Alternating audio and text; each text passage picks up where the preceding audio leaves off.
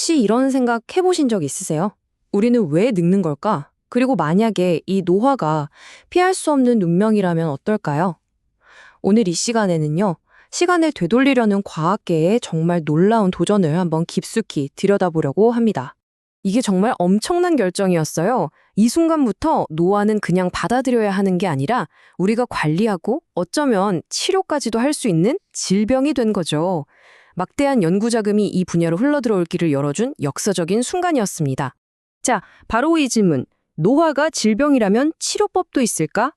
이게 바로 오늘 우리가 파헤쳐볼 미스터리의 시작입니다. 과학계 최전선에서는 과연 어떤 놀라운 일들이 벌어지고 있을까요? 자, 그럼 가장 먼저 노화의 단서는 어디서 찾을 수 있을까요? 사실 매일 아침 거울 속에서 우리를 보고 있죠. 바로 우리 피부입니다. 모든 것의 시작점인 이 피부에서부터 한번 그 비밀을 파헤쳐 보겠습니다. 그러니까 우리가 보는 주름 같은 것들은요, 사실 피부 속 구조가 무너지면서 생기는 거예요. 여기에는 두 가지 범인이 있는데, 하나는 우리 유전자 속에 이미 설계된 내부 시계, 그리고 또 하나는 외부 환경 때문에 생기는 손상. 이 두 가지가 같이 작용하는 거죠. 근데 여기서 진짜 놀라운 게 뭔지 아세요? 우리가 나 늙었나 봐 하고 느끼게 만드는 그 외부 요인 있잖아요. 그 원인의 무려 85%가 딱 하나, 바로 태양에서 오는 자외선이라는 거예요. 정말 압도적이죠? 자, 이제 눈에 보이는 피부를 떠나서 현미경 속 세상, 우리 세포 안으로 한번 들어가 보죠. 대체 그 안에서는 어떤 시계가 똑딱거리면서 우리 수명을 재고 있는 걸까요? 바로 이 숫자, 50에서 60. 이게 바로 헤이플릭 한계라는 건데요. 무슨 뜻이냐면 우리 몸에 있는 대부분의 세포가 분열할 수 있는 횟수가 정해져 있다는 거예요.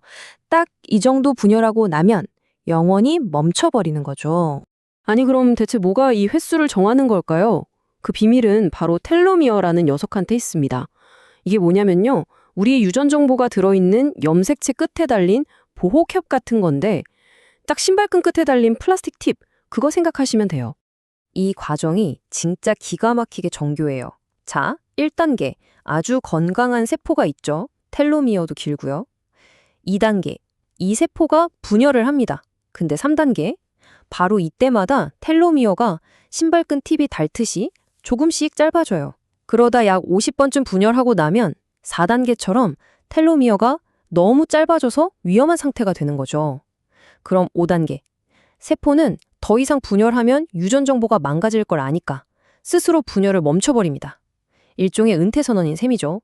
이걸 세포 노쇠라고 불러요. 그런데 말이죠. 이렇게 은퇴한 세포들이 그냥 조용히 사라져주면 참 좋을 텐데 문제가 뭐냐면 일부는 주변에 끔찍한 재앙을 일으키는 좀비가 되어버린다는 겁니다. 이게 진짜 소름 돋는 부분이에요. 건강한 세포랑 비교해볼까요? 좀비가 된 세포는요, 자기 할 일도 안 하고 분열도 안 하는데 죽지도 않아요. 그냥 자리만 차지하는 게 아니라 주변에 있는 멀쩡하고 젊은 세포들한테 독소를 막 내뿜으면서 같이 늙게 만들어버리는 거죠. 과학자들이 정말? 하면서 실험을 해봤어요. 늙은 쥐 몸에서 이 좀비 세포들만 싹 제거해본 거예요. 그랬더니 결과가 어땠을까요? 와, 정말 놀라웠습니다. 쥐들 털에 윤기가 돌고 훨씬 활발해지고 심지어 수명까지 늘어났어요. 이쯤 되면 이런 생각이 들죠. 아니, 우리 인간은 이렇게 실패하도록 프로그램된 것 같은데 혹시 자연계 어딘가에는 이 법칙을 깨고 살아가는 존재가 있지 않을까? 첫 번째 주인공은 바닷가재입니다. 얘네는 텔로머레이스라는 특별한 효소를 만들어서 짧아진 텔로미어를 계속해서 새 것처럼 복구해요. 그러니까 세포 시계가 고장나질 않는 거죠. 생물학적으로는 영원히 살 수 있는 거예요. 다음은 벌거숭이 두더지쥐. 이 친구는 좀 다른데요. 텔로미어보다는 DNA 자체가 엄청나게 안정적이에요. 다른 동물들한테는 암이나 노화를 일으키는 유전적 손상이 거의 일어나지 않는 거죠. 그래서 자기랑 비슷한 쥐보다 10배나 더 오래 살아요. 그리고 아마 가장 비현실적인 이야기는 이 영생 해파리일 겁니다. 이 해파리는 늙거나 스트레스를 받으면 자기 몸의 모든 세포를 아기 때 상태로 되돌려 버릴 수 있어요. 말 그대로 다시 태어나는 거죠. 정말 SF 영화 같죠? 자, 이 동물들을 보니까 어떠세요? 노화가 절대적인 법칙은 아니라는 게 증명된 셈이죠. 그럼 이제 우리 인간의 이야기로 돌아와서 우리가 우리의 운명을 바꾸기 위해 어떤 혁신적인 기술들을 개발하고 있는지 한번 보시죠. 이건 좀 기이하게 들릴 수도 있는 실험인데요. 병체 결합이라고 해요. 말 그대로 젊은 쥐와 늙은 쥐의 혈관을 연결해서 피가 섞이게 만든 거예요. 그랬더니 늙은 쥐의 몸에서 회춘의 징후가 나타났어요. 젊은 피 속에 뭔가 비밀이 있다는 걸 보여준 거죠. 이 실험이 정말 새로운 연구의 문을 활짝 열었습니다. 그리고 마침내 그 비밀의 일부가 밝혀졌습니다. 바로 야마나카 인자인데요. 노벨상까지 받은 발견이죠. 이게 뭐냐면 딱 4가지 단백질 조합인데 이걸 다 자란 피부세포 같은 데 넣어주면 세포가 시간을 거슬러서 마치 아기 때의 줄기세포처럼 젊어진다는 거예요. 과학자들이 드디어 세포를 젊게 만드는 소스 코드를 찾아낸 거죠. 그래서 요즘 연구의 목표는요, 세포를 그냥 완전히 아기 상태로 만들어버리는 게 아니에요. 그러면 세포가 원래 무슨 일을 했는지 잊어버리니까요. 그 대신 이 야마나카 인자를 아주 잠깐만 사용해서 세포의 정체성은 그대로 둔 채 생물학적인 나이만 젊게 되돌리는 거, 이걸 부분적 리프로그래밍이라고 하는데 바로 이게 지금 기술의 핵심입니다.